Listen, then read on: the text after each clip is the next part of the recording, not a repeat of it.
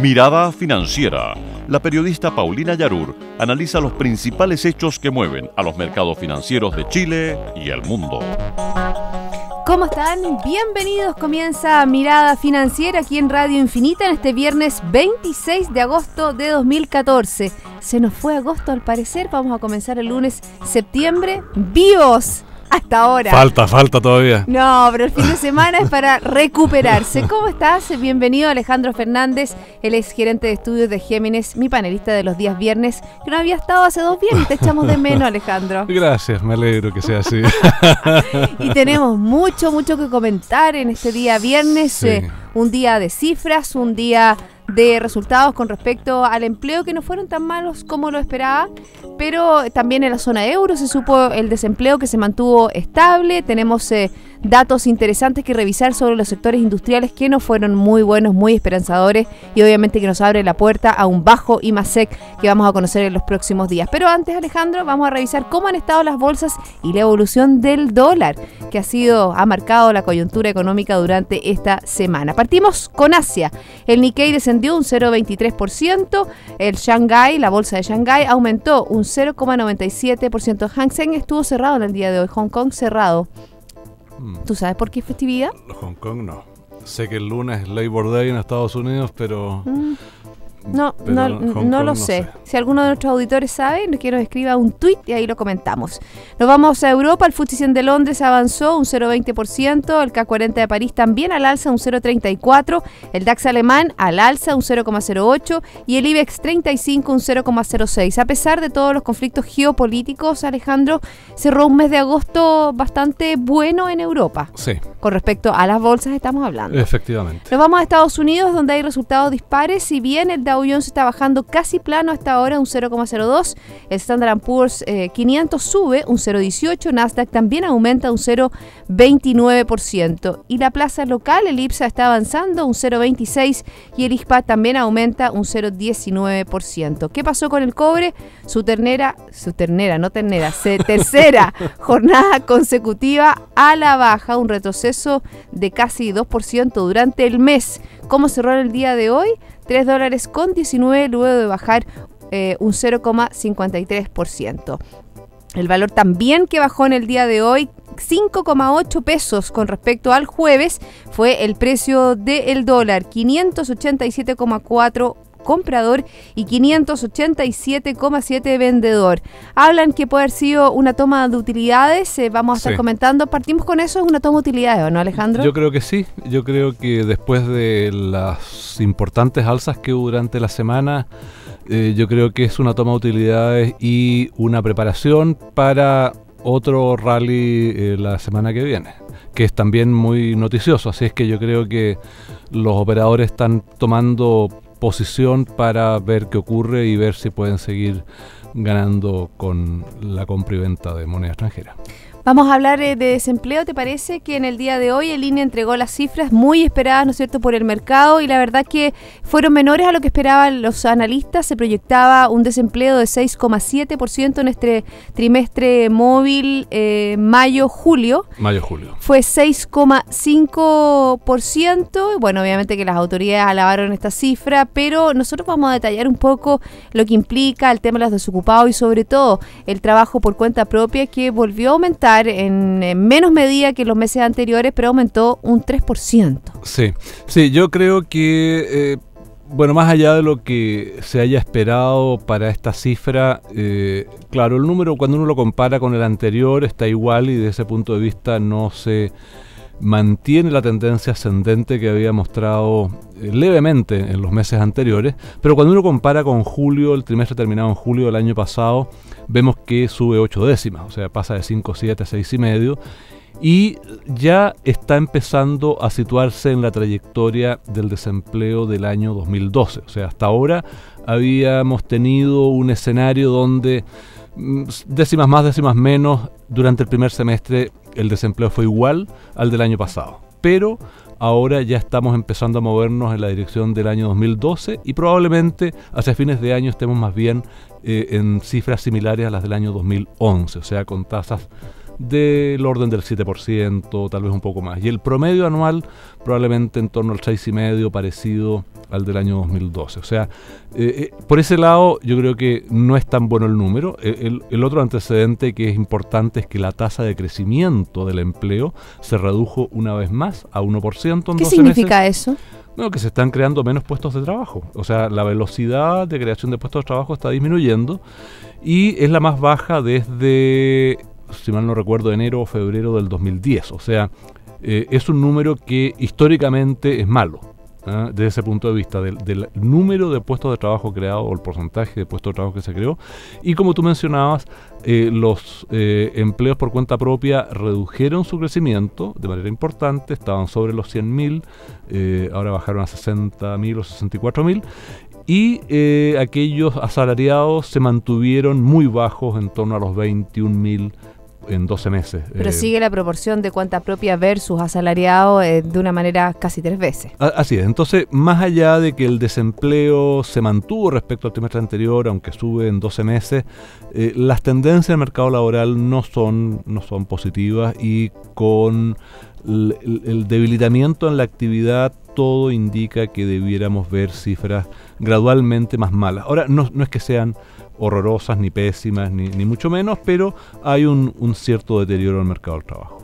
Bueno, y eso se une, ¿no es cierto?, a los malos resultados de los sectores económicos. Durante la semana ya habíamos conocido un anticipo que hace la SOFOFA sobre la producción, sí, que había sido negativa 1,1, si no me equivoco. 1,1, en la Cámara Nacional de Comercio, que había dado el menos 3,1, que fue un número muy malo para las ventas del comercio en Santiago.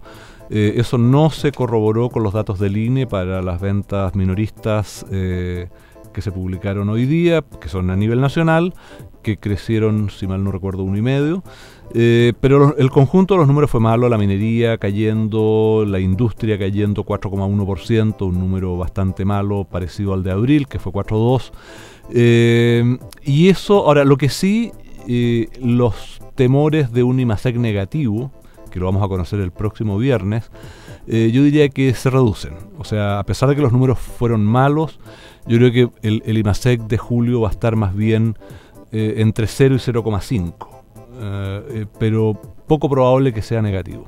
¿Y por qué abordas desde esa misma línea, tomando en cuenta los resultados malos, ¿no es cierto?, de, por ejemplo, la producción minera? No te entendí bien la pregunta. Lo que pasa es que había algo que te estaba molestando. Sí. Hay un bicho ahí, si ustedes vieran nuestro auditorio, un bicho que está rondando a mi querido Alejandro Fernández. Y te hago de nuevo la pregunta. Me es una polilla. Puede ser una polilla, sí, en este lugar hay algunas polillas. Pero no soy yo, por si acaso.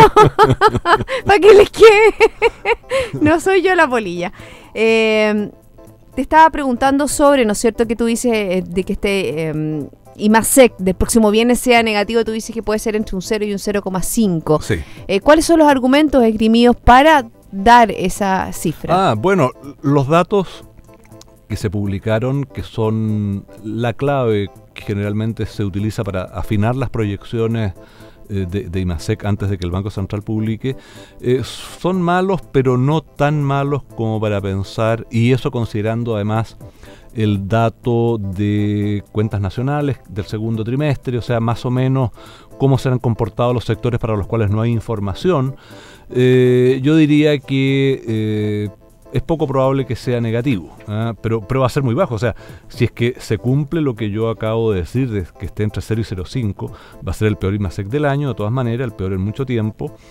Y eso hay que complementarlo con el hecho de que probablemente agosto va a ser igual de malo o tal vez hasta un poco peor. O sea, vamos a tener un tercer trimestre que el primer mes ya con la información que hay se sabe que es muy malo, un segundo mes que probablemente va a ser en el mejor de los casos igual, y solo septiembre, por una base de comparación menos exigente del año pasado, podría estar mejorando el promedio del periodo. Pero yo diría que es un dato de la causa que el tercer trimestre va a ser peor que el segundo. Entonces, que un fue poco bastante proyectando lo que tú estás hablando y lo que hemos visto, ¿no es cierto?, en cuanto a cifra económica, podría ser que este IPOM ya está dado, ¿no es cierto?, que el IPOM que va a entregar la próxima semana, tengo entendido que el próximo miércoles, Rodrigo Vergara, sí, en el Congreso Nacional baje la proyección o la estimación de crecimiento para nuestro país. Se la había consignado el Banco Central, ¿no es cierto?, entre un 2,5 y un 3,5. A lo mejor la baja, ¿no es cierto?, medio punto y estuviera entre un 2 y un 3. Bueno, el gobierno ha reconocido en estos últimos días que el crecimiento va a estar bajo 2,5. O sea, eso ya no es una novedad y por lo tanto yo creo que difícilmente el Banco Central puede mantener el rango que publicó en el IPOM de junio. Más aún, ayer José Gregorio en el seminario para celebrar el aniversario número 80 de la Facultad de Economía y Negocios de la Universidad de Chile, dijo que el crecimiento podía ser 2 o menos en el año. Y yo creo que con los datos de hoy día y con la información que más o menos uno puede proyectar, yo creo que es el escenario más probable, un crecimiento bajo 2% para el año. Bueno, eso con respecto al crecimiento nacional y otro de los temas también que ha estado tocando, ¿no es cierto?, la desaceleración económica, tiene que ver, por ejemplo, con lo que pasa con Codelco. Y en el día de hoy, por ejemplo, tuvimos información que los excedentes de Codelco llegaron a los 1.310 millones de dólares en el primer semestre desde el 2014, lo que implica una caída de 27% con respecto al igual lapso del año pasado. Proyectemos esas cifras. ¿Qué significa? Obviamente que tiene que ver con el precio del cobre o también tiene que ver, ¿no es cierto?, con los problemas estructurales que tiene esta empresa estatal. Bueno, la baja del precio del cobre es modesta respecto del año pasado. O sea, si uno compara lo que llevamos del año, que son 8 meses, con el año pasado y más o menos proyecta cómo puede terminar, va a ser una baja de 7%. O sea, no es un gran derrumbe del precio del cobre. Había habido una baja un poco mayor el año pasado. Entonces yo diría este deterioro en los resultados de Codelco tiene que ver en parte con eso, pero tiene que ver también y de manera más importante con un problema de costos, que en parte son inevitables por el tema de la caída en las leyes de mineral, pero que en parte son y deberían ser manejables y que es el gran desafío que va a enfrentar Nelson Pizarro en su gestión como presidente ejecutivo. Lo dijo ayer, por ejemplo, en la Sonami, en la cena anual de la minería, el presidente de la Sociedad Nacional de Minería, ¿no es cierto?, Alberto Sala, sí, habló un poco de los problemas que está teniendo este sector, de estos 60 millones de dólares, 60 mil millones de dólares en proyectos detenidos, en estudio o en reevaluación. También se habló del aumento de los costos, ¿no es cierto?, más del doble en 10 años. También hay un estudio, ¿no es cierto?, que sacó el Centro de Investigación de la Universidad Católica Clapes con respecto a la productividad minera, sí, que la verdad que muestra, ¿no es cierto?, que la situación de esta industria tan importante para nuestro país ha venido ya no solo el año pasado, sino que progresivamente a la baja. Así es, hay un deterioro, según la estimación que ellos hacen, del orden de 80% en la productividad respecto del año base, y eso es brutal. O sea, difícilmente las utilidades pueden resistir una mantención de esta tendencia en los años que vienen.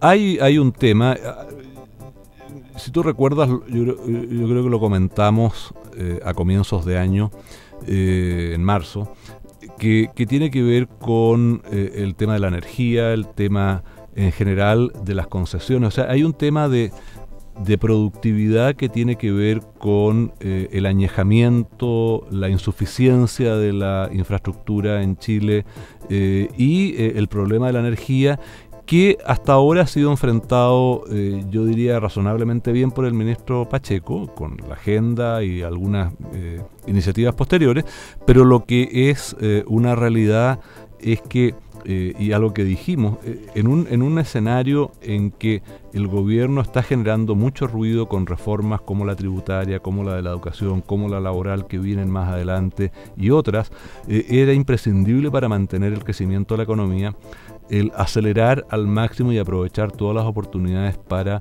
dinamizar las concesiones de infraestructura, por una parte, y agilizar, quitar los lomos de toro para que se desarrollen los proyectos de energía.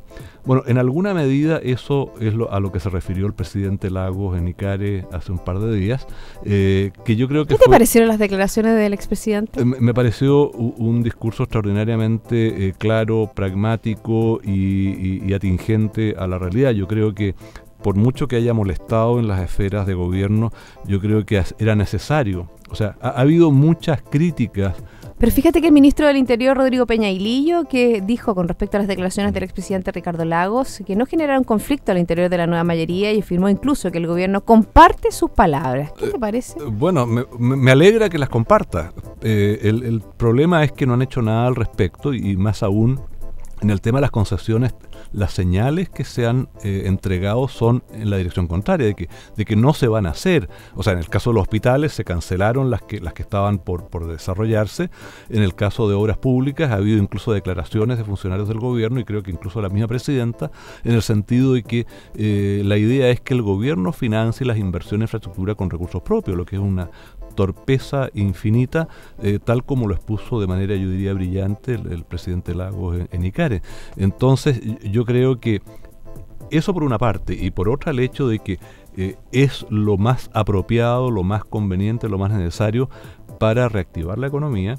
Es urgente dejar la ideología de lado y actuar de manera pragmática y echar a andar estas cosas. Exactamente, como dices tú, poner a funcionar, ¿no es cierto?, el mecanismo que puede tener el Estado, que es muy eficiente con respecto a generar mayor cantidad de empleo. Y otro elemento tan importante que dijiste tú, el Estado no puede estar en todas, tiene que estar donde más se requiere y donde es menos eficiente. Respetar, ¿no es cierto?, y apoyarse en la labor de los privados. No sé, a lo mejor esta reunión que tuvo el ministro de Hacienda, Alberto Arenas, ¿no es cierto?, con las ramas de la CPC, pueden ser en gran medida un golpe de timón hacia esa área. Bueno, yo no sería muy optimista respecto de eso en todo caso. Bueno, obviamente que también hay mucha preocupación dentro de los gremios empresariales. Me tocó, ¿no es cierto?, conversar con el presidente de la Cámara Nacional de Comercio, Ricardo Meves, y él dijo, obviamente, que para ellos había muchos elementos que había instaurado el gobierno que asfixiaban a su sector y no les permitía, ¿no es cierto?, hacer las inversiones y seguir creciendo. Sí, no, yo creo que el maltrato, hay que hacer un corte, ¿o no? Sí, pero terminemos la idea, ya, porque yo no me había dado cuenta, estaba tan entusiasmada conversando que no me di cuenta. No, el maltrato que ha recibido el sector empresarial en general, no solo por lo que significa el aumento de impuestos, sino en términos verbales, a su gestión, a su actuación histórica y actual. Yo creo que es insuficiente simplemente decir acá borrón y cuenta nueva y ahora sí somos amigos y partemos de cero. Yo creo que a estas alturas lo que está siendo necesario, pero que no va a ocurrir hasta probablemente fin de año, es un cambio de gabinete.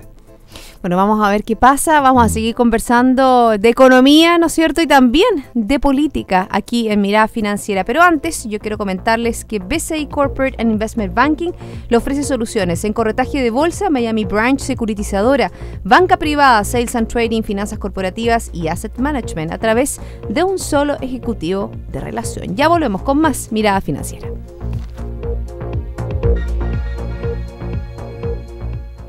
BCI Corporate and Investment Banking, un socio estratégico con un modelo de atención integral único y un banquero de relación que le entregará las mejores soluciones ante desafíos complejos, con ideas innovadoras que aporten valor y una ejecución distintiva en negocios de gran escala. BCI Corporate and Investment Banking. Sentémonos a conversar.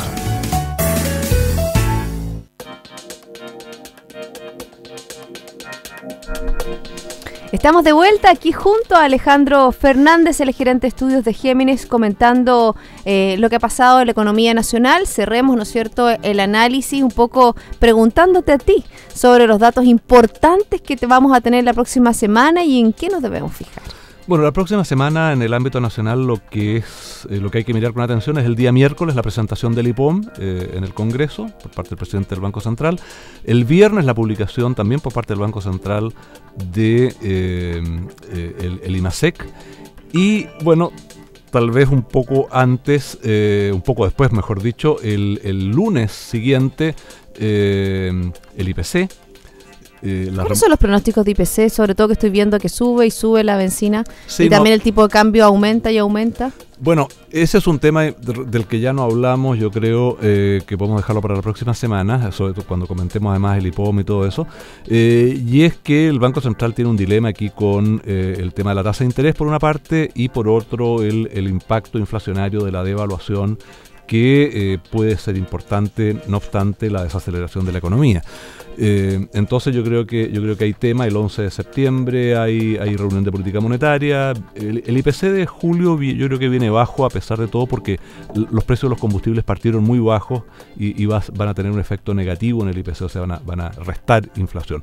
Pero para septiembre probablemente va a ser lo contrario, porque se han sucedido algunas alzas, vienen más alzas aparentemente, y por lo tanto puede que eso cambie en septiembre. Y el MEPCO, que no ha funcionado mucho, que solamente es para las bencinas de 93 octanos. ¿Tú entendiste eso cuando se dio a conocer la ley?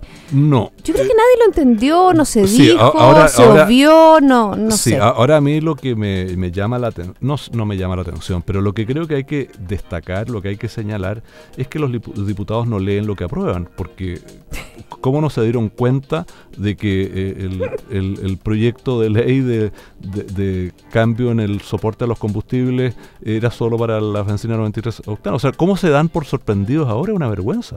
Sí. Bueno, Ya. ya. Nos vamos a la economía internacional, mejor. Vámonos. Sí. Hoy día se dio a conocer el IPC. No, perdón, no el IPC, el desempleo. El IPC creo que fue en el día de ayer en la zona euro, que fue bastante bajito. No, hoy día, 0,3. Hoy día fue el IPC, Sí. Y hoy día entonces también El fue desempleo. el desempleo, 11 que y fue medio. 11,5, y la verdad que Está estable. está estable. Sí. Ha bajado, por ejemplo, un poco en España, si bien sigue siendo muy alto, pero ya está en 24,5, es muy alto. Sí. Y bueno, Grecia el que tiene el más nivel alto, de desempleo sí. más alto, con 27,2%, y también la próxima semana va a ser importante para los europeos. Mario Draghi, la verdad que está con la soga Sí. en el cuello, están Sí. todos expectantes ante lo que puede hacer, ¿no es cierto?, el presidente Sí. del Banco Central de esa zona. Sí, bueno, con esta estimación flash de inflación de 0,3, la verdad es que el espacio de maniobra se está agotando rápidamente, y yo creo que van a tener que anunciar medidas adicionales a las que ya están en práctica. Además, durante la semana se publica el detalle de las cifras de PIB a nivel agregado de la eurozona. Lo que salió hace 1 o 2 semanas era solamente también la estimación global. Vamos a tener el detalle, es importante, pero es evidente que hay un deterioro en el ritmo de crecimiento. Sin duda lo de Ucrania está influyendo, pero Alemania se contrajo en el segundo trimestre, Francia no crece. Con cambio de gabinete ad portas, o sea, no ad portas, No, ya está concretado. Ya concretado.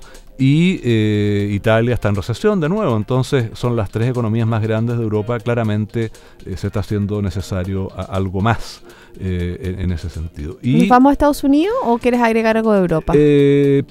no, en Europa yo creo que es lo que ya dijimos. Hay que mirar los números detallados de actividad la próxima semana. En Estados Unidos hubo varios números hoy día. La Sí, confianza fíjate, de los consumidores y estuvo el bien. gasto, pero el gasto del consumidor Cayó 0,2, sí, fue una sorpresa, primera vez en varios meses que ocurría. El ingreso personal creció menos de lo esperado, pero yo diría que son accidentes dentro de un proceso de crecimiento bastante sólido. Se revisó ayer el PIB y aumentado, 4,2. Sí. Antes había sido 4, ¿no? Había sido 4 a 4,2. Falta todavía la cifra definitiva a fines de septiembre, pero de todas maneras eso ayuda a consolidar la hipótesis de que Estados Unidos está creciendo a tasas bastante sólidas en un escenario de ajuste fiscal, y por lo tanto que va a ser la economía desarrollada, que además es la más grande del mundo, que va a seguir sosteniendo la expansión económica global. Una pregunta con respecto al ajuste fiscal, Alejandro, que muchas veces lo hemos hablado en este programa, la verdadera teleserie que se veía al más estilo estadounidense, cuando hay que aprobar el presupuesto, cuando le van a cortar los recursos, Sí. cuando están dimes y diretes, ¿no es cierto?, teniendo a la economía estadounidense en vilo para caer en cesación de pagos. ¿Cómo va eso? No va, o sea, está todo tal pero cual. Pero sigue stand-by, ¿no es cierto? De sí, marzo claro. se siguió como que se chuteó la pelota para unos meses más. ¿Vamos a estar de nuevo en Navidad conversando lo mismo? Bueno, sí, el límite de endeudamiento se va a copar durante, bueno, como ha mejorado la situación fiscal, probablemente va a durar un poco más, pero yo creo que en el primer semestre del próximo año de nuevo vamos a tener discusión de cuánto y cuándo y cómo se eleva el límite de deuda. No hay un avance, y yo creo que ya no lo va a haber en este gobierno. Recordemos además que en noviembre son las elecciones de mitad de periodo, hay una probabilidad que los expertos estiman como bastante alta de que los republicanos logren el control del Senado, aparte del control que ya tienen en la Cámara de Representantes, y eso va a significar entonces un callejón sin salida para el resto del periodo del presidente Obama. Y en lo fiscal, bueno, eso significa que no se aborda el problema estructural de largo plazo asociado al envejecimiento de la población, en general a la seguridad social. Y el Medicare tampoco se ha tocado mucho. No, sí, todo lo que tiene que ver con seguridad social y con factores que están influidos por la demografía, eso está pendiente. Entonces, claro, tenemos una mejoría en la situación fiscal el año pasado, este año, el próximo, tal vez el 2016, pero después comienza a estancarse y el deterioro se inicia nuevamente a partir del 2017-18, lo que es complicado. Bueno, si venimos a nuestro continente, la situación la verdad que no está mejor. Conocimos cifras revisadas, ¿no es cierto?, del crecimiento de Perú, que la verdad que se hacen a la baja, creo que un 4,2%. Sí. Y la verdad que Brasil... Igual es envidiable.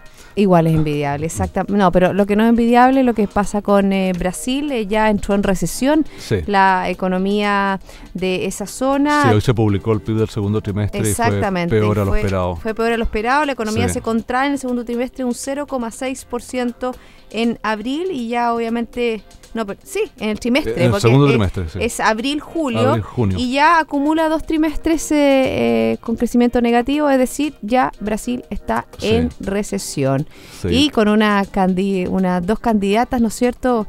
Dilma Rousseff, que le salió, pero la verdad que una candidata ecologista y con gran fuerza. Dicen que ganaría la segunda vuelta. Sí, ese es un tema interesante. Curiosamente, Marina Silva estaba en el ticket de Eduardo Campos, que fue el candidato que falleció en el accidente aéreo. Estaba dentro de su gabinete. O sea, era como candidata a vicepresidente, o sea, estaba allí. Ella había tenido un papel muy destacado en la elección anterior, que corriendo como independiente le fue muy bien, salió tercera, pero sacó un 20% de los votos, fue un resultado muy notable. Y ahora se había aliado con Eduardo Campos, básicamente por un tema electoral, porque él no alcanzó a formar su partido y entonces se sumó al Partido Socialista Brasilero. Pero ella tiene mucho más arrastre del que tenía Campos y está generando un campo de batalla completamente distinto y nuevo respecto al que conocíamos hasta hace algunas semanas. Exactamente, va a estar bien interesante. En octubre son las elecciones. Sí. No alcanzamos, no sé si algo muy brevemente, hoy también hubo cifras en Japón, hubo inflación, se mantuvo, y también desempleo. Desempleo se mantuvo también, la producción industrial anduvo bastante mal, cayó, y las ventas del comercio por ahí también. O sea, no fueron cifras muy buenas las que se publicaron en Japón hoy día. Bueno, eso también tiene que ver, o es condescendiente con las cifras que conocimos con respecto, por ejemplo, al PIB. Sí, que hubo una caída muy fuerte. Una caída bien importante y que se culpa un poco, ¿no es cierto?, a este aumento del IVA de un 5 a un 8%. Sí, ¿Tú crees que es tanto? Lo que pasa es que aparentemente hubo una reacción muy fuerte de los consumidores que anticiparon gastos, anticipando la subida del impuesto, y eso entonces llevó a que en el segundo trimestre el gasto no pudiera mantenerse y se produjo la contracción. Entonces, lo que se creció en el primer trimestre básicamente se devolvió en el segundo, pero de todas maneras fue un resultado malo. O sea, más allá de lo que se esperaba que ocurriera, fue un resultado malo, y estos datos que te mencioné, ventas del comercio y producción industrial, anticipan un inicio de tercer trimestre que no es bueno tampoco. Entonces, ¿qué irá a pasar? Shinzo Abe tendrá que poner mano nuevamente y hacer un nuevo estímulo monetario. Se dijo, ¿no es cierto?, dentro de la reunión de Jackson Hole, que también estaba él, estaba Mario Draghi, estaba Janet Yellen, que obviamente que todos estaban como atentos a bueno, anunció que va a cambiar el gabinete. es un dato que hay que tener presente también. Y yo creo que no se necesita más estímulo monetario, yo creo que hay suficiente, lo que se necesita son reformas estructurales. Bueno, vamos a estar atentos, se nos hizo corto el programa, la verdad, pero Alejandro, nos dimos la mirada, nos dimos la vuelta al mundo en 30 minutos. Que tengas un excelente fin de semana. Muchas gracias, Paulina, tú también. Y a todos ustedes, sigan en compañía de Radio Infinita, nos reencontramos el lunes a las 2 de la tarde, ya en septiembre, para dar una nueva mirada financiera. Radio Infinita, idioma universal, con el auspicio de BCI Corporate and Investment Banking, presentaron Mirada Financiera, el análisis de los principales hechos que mueven a los mercados financieros de Chile y el mundo.